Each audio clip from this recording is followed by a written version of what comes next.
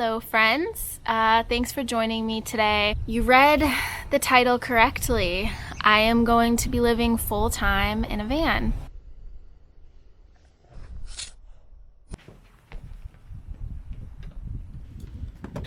I don't know, that chair was bothering me. Okay, but I thought that I would share with you guys some of the things that have been taking up my headspace leading up to this moment, because there are a lot of things to think about and this decision was not made overnight. One of the things that I have had to do is downsize. I used to be one of those people that would save like every movie ticket and feel bad about throwing out a bobblehead that I got as a gift because I didn't want to make that person feel bad. So I've had to get rid of a lot of things. To people who have trouble with letting go of their things, I do recommend to start early. Here's a strategy that you can use. Put your things into 3 different piles. So one pile is things that you're going to keep.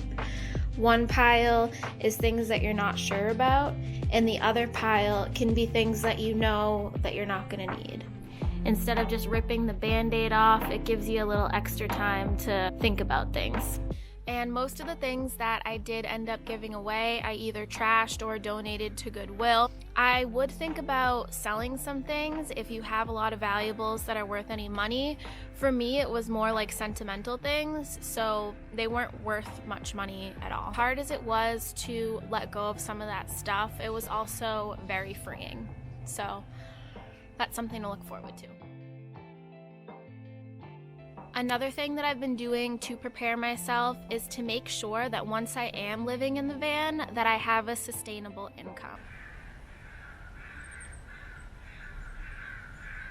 Featuring the crows. Oh.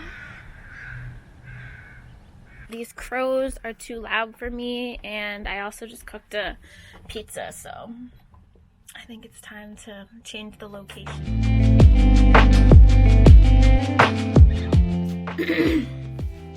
Oh. Okay, so I'm just gonna pick up right where I left off before I was rudely interrupted. I was talking about income and making sure that I'm able to sustain a source of income while living in the van. And for me, I'm in a unique situation where I have my degree in a hard to fill position.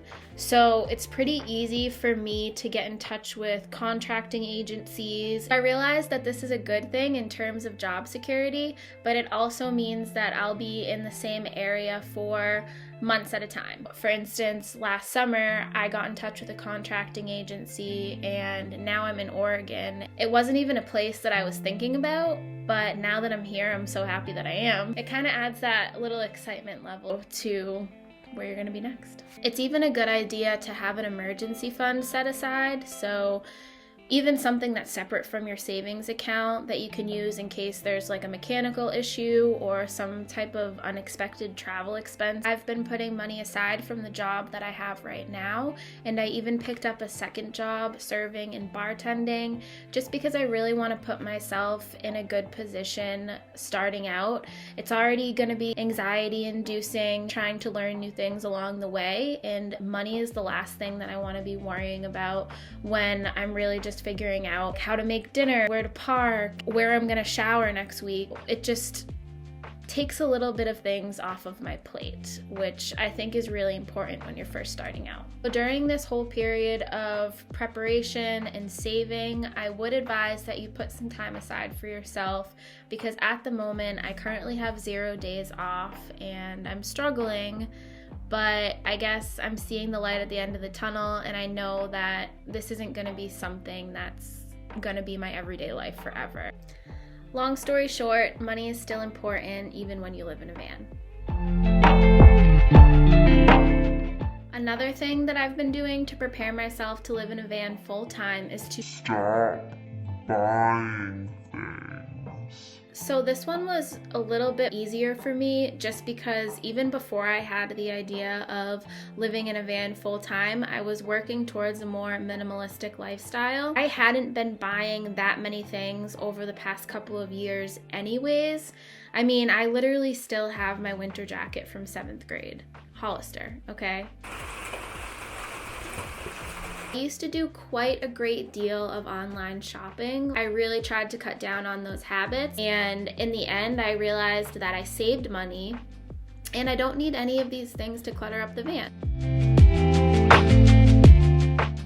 The last thing that I'm going to mention is probably the most important, and that is to prepare your mindset. To make sure that if you do want to live in a van full time, that this is really something that you actually want to do. I know a lot of people ask that question of like, how comfortable are you with being uncomfortable? And it's very overused, but it's overused for a good reason. There are going to be hard moments. I'm probably going to be in a parking lot in pouring rain, maybe feeling lonely sometimes. I'm used to long drives, being on the road, and camping along the way.